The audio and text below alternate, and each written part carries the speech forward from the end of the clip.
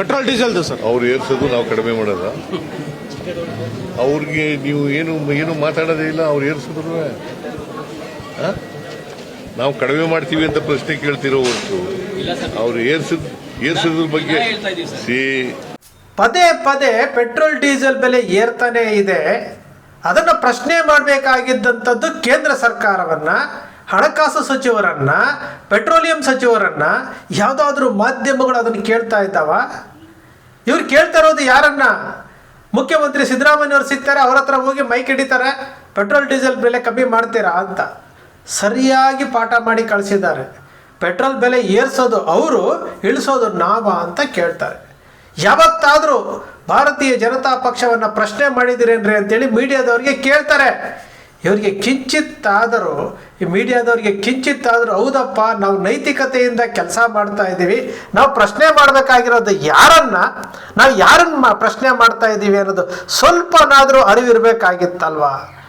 ಇವರು ಮೀಡಿಯಾಗಳಲ್ಲಿ ಲೋಗೋ ಹಿಡ್ಕೊಂಡು ಹೋಗಿ ಯಾರು ಸಿಗ್ತಾರೋ ಅವ್ರನ್ನೇ ಕೇಳ್ತಾರೆ ಹೊರತು ಕೇಳಬೇಕಾದಂಥವ್ರನ್ನ ಕೇಳ್ತಾರ. 3 ಬಾರಿ ಪೆಟ್ರೋಲ್ ಡೀಸೆಲ್ ಬೆಲೆ ರೇಟ್ ಏರಿಕೆ ಆಗಿದೆಯಲ್ಲ, ಇದು ಜನರ ಮೇಲೆ ಹೊರೆ ಬೀಳ್ತಾ ಇಲ್ವಾ?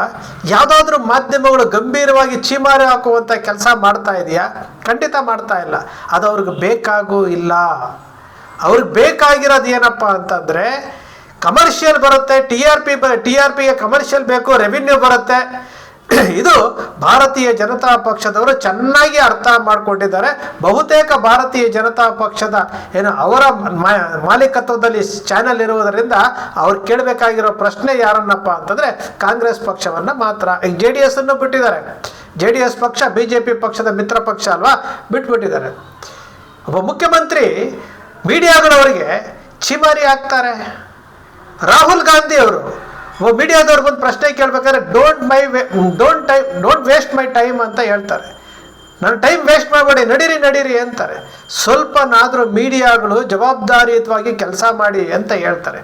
ರಾಹುಲ್ ಗಾಂಧಿ ಕಾರ್ನಲ್ಲಿ ಕುತ್ಕೊಂಡು ಇಳಿಬೇಕಾದ್ರೆ ಒಬ್ಬ ಮೈಕ್ ಹಿಡ್ಕೊಂಡು ಹೋದಾಗ ಮೀಡಿಯಾದವ್ರು ಹೇಳ್ತಾರೆ, ನಿಮಗೆ ಮನಸ್ಸಾಕ್ಷಿಗೆ ಅನುಗುಣವಾಗಿ ನೀವು ಕೆಲಸ ಮಾಡಿ ಅಂತ ಹೇಳ್ತಾರೆ. ಈ ಹಂತಕ್ಕೆ ಬಂದಿರುವಂಥದ್ದು ಮೀಡಿಯಾಗಳು. ಅಲ್ಲಿ ಯಾರು SP ಅಖಿಲೇಶ್ ಯಾದವ್ ಹೇಳ್ತಾರೆ, ನೀವು ZTV ಅವರ ನಡೀರಿ, ನೀವು BJP ಪಾರ್ಟಿಯವರು ನಡೀರಿ ಅಂತ ಹೇಳ್ತಾರೆ.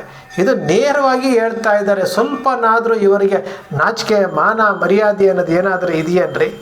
ಈ ದೇಶವನ್ನು ಮುನ್ನಡೆಸಬೇಕಾಗಿದ್ದಂತಹ ಮೀಡಿಯಾಗಳು ಇವತ್ತು ರಾಜಕಾರಣಿಗಳ ಹತ್ರ ಚೀಮಾರಿ ಹಾಕಿಸ್ಕೊಳ್ತಾ ಇದ್ದಾವಲ್ರಿ.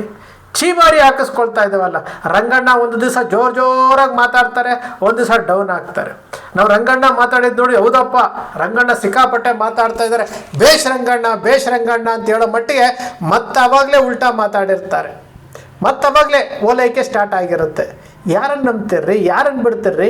ಒಂದು ವಿಚಾರವನ್ನು ತೆಗೆದುಕೊಂಡು ಹೋದರೆ ಪ್ರತಿಪಕ್ಷಕ್ಕೆ ಅನುಗುಣವಾಗಿ ಪ್ರತಿಪಕ್ಷ ಕೇಳುವಂತಹ ಪ್ರಶ್ನೆಗಳಿಗೆ ಪ್ರತಿಪಕ್ಷಗಳ ಜೊತೆ ನಿಂತ್ಕೊಳ್ಬೇಕಾಗಿರುವಂಥದ್ದು ಮಾಧ್ಯಮಗಳು ಮಾಡ್ತಾ ಇರುವುದೇನು? ಆಡಳಿತ ಪಕ್ಷವನ್ನು ಓಲೈಕೆ ಮಾಡ್ತಾ ಇರುವಂಥದ್ದು. ಅದು ಕೇಂದ್ರ ಸರ್ಕಾರ ಇಷ್ಟೊಂದು ಫೇಲ್ ಆಗ್ತಾ ಇದೆ, ನೋಡ, ಯುವಕ ಹೇಳ್ತಾನೆ, ಒಬ್ಬ ಬಾಲಕ ಹೇಳ್ತಾನೆ, ಕಂಪ್ಲೀಟ್ ಎಲ್ಲದರಲ್ಲೂ ಫೇಲ್ ಆಗ್ತಾ ಇರುವಂತಹ ಕೇಂದ್ರ ಸರ್ಕಾರವನ್ನು ಒಬ್ಬ ಬಾಲಕ ಪ್ರಶ್ನೆ ಕೇಳ್ತಾನೆ. ಈ ಮೀಡಿಯಾಗಳು ಪ್ರಶ್ನೆ ಕೇಳ್ತಾ ಇಲ್ವಲ್ರಿ? ಇನ್ನು ಯಾವಾಗ ಪ್ರಶ್ನೆ ಕೇಳುತ್ತೆ? ನರೇಂದ್ರ ಮೋದಿಯವರು ವಿದೇಶಕ್ಕೆ ಹೋಗಿದ ತಕ್ಷಣ ಅಲ್ಲಿ ನಾರ್ವೆಯ ಪತ್ರಕರ್ತೆ ಕೇಳುವಂಥ ಪ್ರಶ್ನೆಗಳಿಗೆ ಇಲ್ಲಿ ಭಾರತಕ್ಕೆ ಅವಮಾನ ಆಗೋಯ್ತಂತೆ. ಇಲ್ಲಿ ಗೋಧಿ ಮೀಡಿಯಾಗಳು ಬಾಯ್ ಬಡ್ಕೊಳ್ತಾವೆ.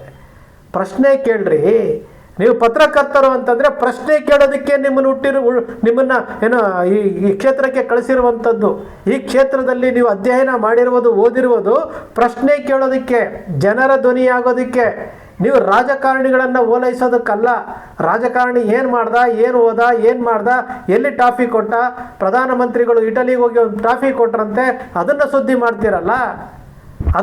ಮಾಡ್ತಾ ಇದ್ದೀರಲ್ಲ. ಯಾವ ಸ್ಥಿತಿಗೆ ಬಂದ್ಬಿಟ್ಟಿದ್ದಾರೆ ಇವತ್ತು?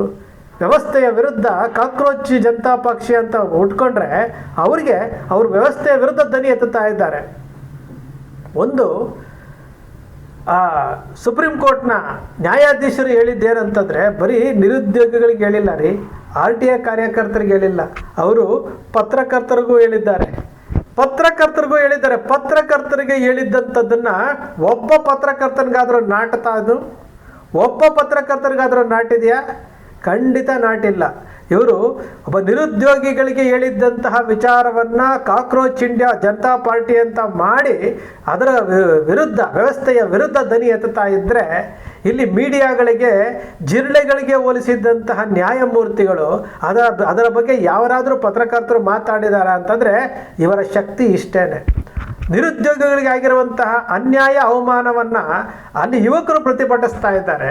ಕಾಕ್ರೋಚ್ ಜನತಾ ಪಾರ್ಟಿ ಅಂತ ಹೇಳ್ಕೊಂಡು ಪ್ರತಿಭಟಿಸ್ತಾ ಇದ್ದಾರೆ, ಧ್ವನಿ ಎತ್ತಾ ಇದ್ದಾರೆ, ಅವರ ಹಕ್ಕುಗಳನ್ನು ಕೇಳ್ತಾ ಇದ್ದಾರೆ, ಅವರ ಸ್ವಾಭಿಮಾನವನ್ನು ಕೇಳ್ತಾ ಇದ್ದಾರೆ. ನಮ್ಮ ಮಾಧ್ಯಮದವರು ಏನು ಮಾಡ್ತಾ ಇದ್ದಾರ್ರಿ? ಅವರಿಗೆ ಅವಮಾನ ಮಾಡಿಲ್ವಾ?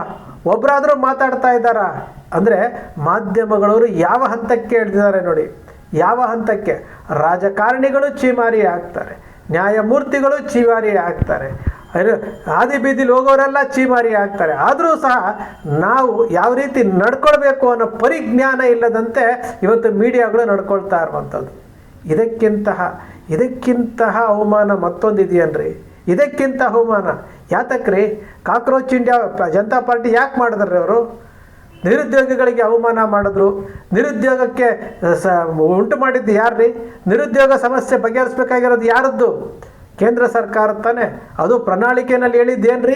ವರ್ಷಕ್ಕೆ 2 ಕೋಟಿ ಉದ್ಯೋಗಗಳನ್ನು ಸೃಷ್ಟಿ ಮಾಡ್ತೀನಿ ಅಂತಂದರು. ಮಾಡಿದ್ರ? ಇದನ್ನು ಪ್ರಶ್ನೆ ಮಾಡಬೇಕಾಗಿರೋದು ಯಾರನ್ನ? ಪ್ರಣಾಳಿಕೆಯಲ್ಲಿ 2 ಕೋಟಿ ಉದ್ಯೋಗ ಸೃಷ್ಟಿ ಮಾಡ್ತೀನಿ ಅಂತ ಹೇಳಿದ್ರಿ ಕೇಂದ್ರ ಸರ್ಕಾರದವರು, ಎಷ್ಟು ಸೃಷ್ಟಿ ಮಾಡಿದ್ದೀರಿ ಅಂತೇಳಿ ನ್ಯಾಯಮೂರ್ತಿಗಳು ಪ್ರಧಾನಮಂತ್ರಿಗಳನ್ನ ಕೇಳಬೇಕಾಗಿತ್ತು.